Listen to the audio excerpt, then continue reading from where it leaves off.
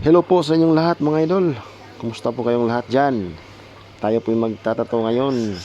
Ang pyesa po na gagawin natin is black and gray na may rose sa ibaba, may mapa sa gitna at may kumpas sa itaas. Black and gray lang po ito. Tayo po ay nagpapasalamat kay sir na na-endure niya yung sakit. Mataas po ang kanyang pain tolerance. Salamat po sa iyo, sir. God bless. At ang ginagamit po natin na needle dito is for shading is 9 curve magnum. At sa lining naman po is 3RL. 3RL. Ayun. Sana po ay magustuhan ninyo ang aking gawa po. At paki-comment na lang po sa ibaba kung nagustuhan po ninyo. Paki-share na lang po at paki-subscribe. Maraming salamat po.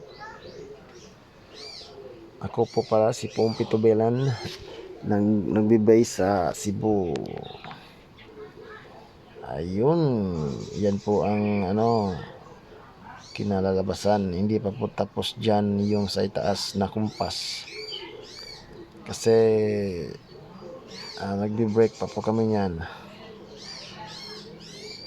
Itong tattoo na ito, mahigit kumulang 6 hours po ito na ginagawa namin. 6 hours.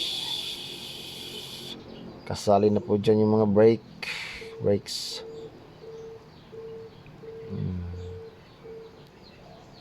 Ayun po, yan po yung final result, final product.